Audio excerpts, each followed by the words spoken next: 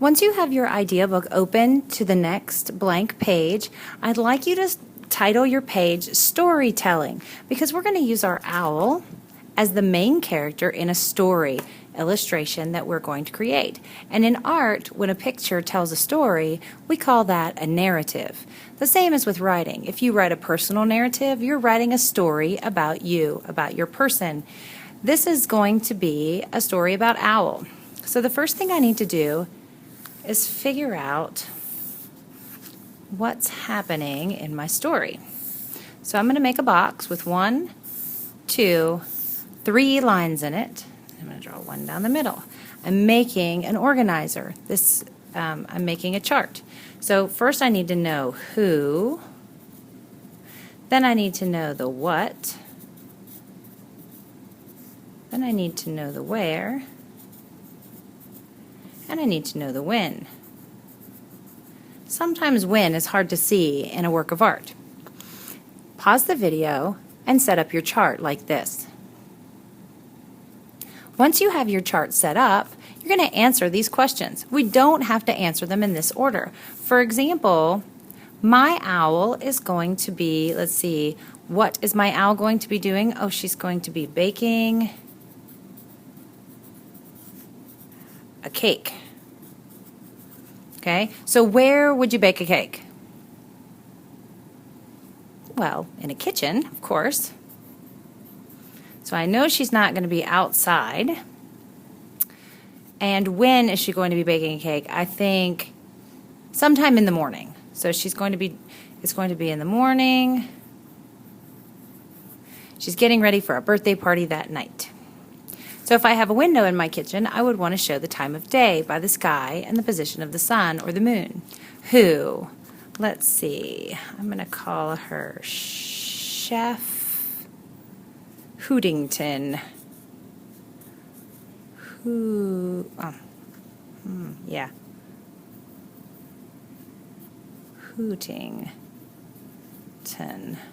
I'm going to spell it just like it sounds. See? Get who, like the question who, instead of who, like H-O-O. Okay. Anyway, Chef Hootington is going to be my chef. Now I know not just the character and the setting, but I also know the subject,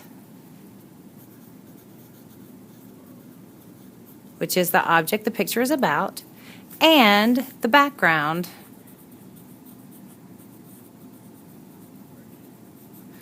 This will tell me where my subject is. So take a minute and brainstorm a little bit. Make a list of all the places you wouldn't expect to see an owl, and then fill in your chart. This should take you just a few minutes, maybe 5 or 6 minutes. Now that I have my who, what, where, and when, I can start drawing. I'm going to go ahead and put my name on my paper and my teacher's letter.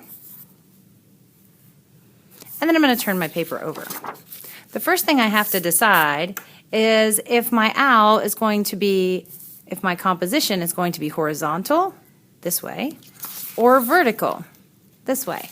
I think I'm going to make it horizontal. That way I can make my owl pretty big in the center, and I can give enough background information so that you know what she's doing. Let's start with my owl. I can draw my owl. Let me practice in my idea book real quickly. I can draw my owl just like my sculpture. Shaped like the cardboard roll we used to make her.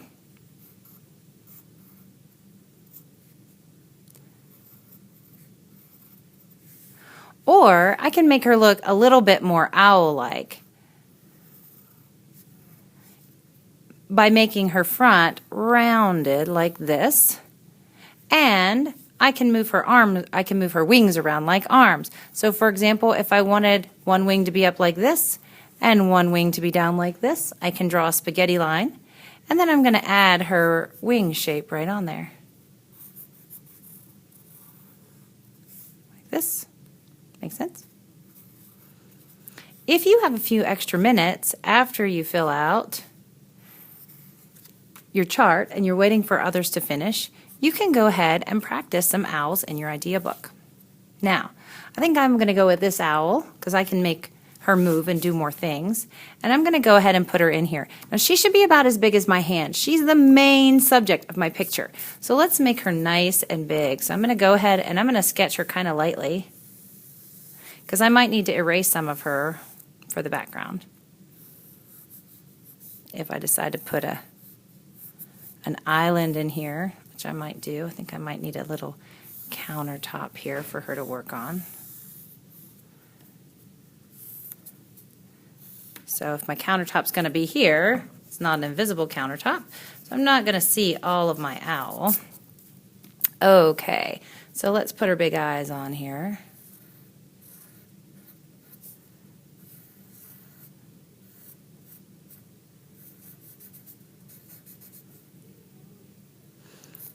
Now, to draw an open mouth, I'm going to draw a short triangle and a long triangle. See? I'm going to go ahead and put her belly on. Oh, I know. I think I might, well, I was going to make her an apron, but I don't think that's going to work out. Okay, and she's baking a cake. So that's kind of important to my story. So I'm going to make her owl wing come along here. And I'm going to use her feathers just like fingers. Let's put a spoon in here. And then we'll have a bowl here.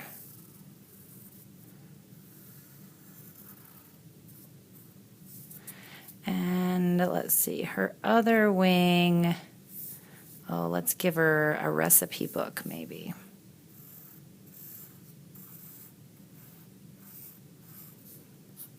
It's laying flat on the counter.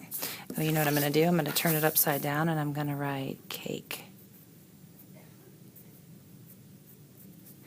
On the side, I'm going to write frosting. So you're not sure. Oh, she could be mixing up the frosting.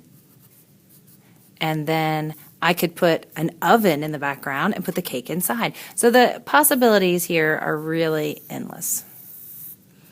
All right, let's see. She's going to be checking her recipe here, pointing at the frosting. Now, I need to add some more to the background. So I think I'll put a window in her kitchen back here so you can tell what time of day it is. Let's put some little curtains in her window.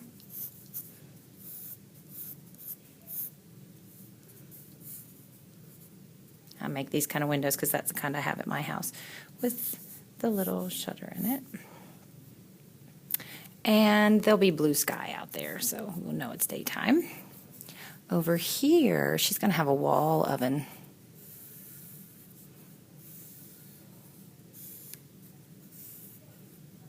And I'm going to have a big window in the oven. You're going to be able to see the rack, and on the rack, you're going to be able to see the cakes baking. Like that. Let's put some more counter. Oh, let's have the refrigerator. This is a great place for the fridge. Let's see. I'm going to come out like this a little bit, do a little crazy perspective. Put the freezer door handle here. Does that look like a refrigerator? It will when I add color. Okay, here's my island countertop. She probably needs some other things to bake with, right? Like maybe some, I'm not liking where her belly ended up, so I'm going to take that circle out because it looks like a rainbow. So let's give her an apron then, like I had in mind the first time. So I'm going to make like this, and I'm going to give her a little ruffle to her apron.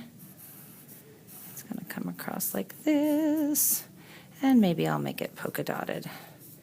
Once I add color and outline this in Sharpie, you won't really be able to see those eraser lines. Let's put some controls, put some controls on my oven here.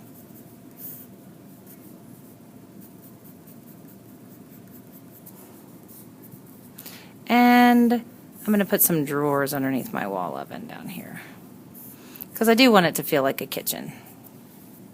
We'll put some cabinet doors on this side.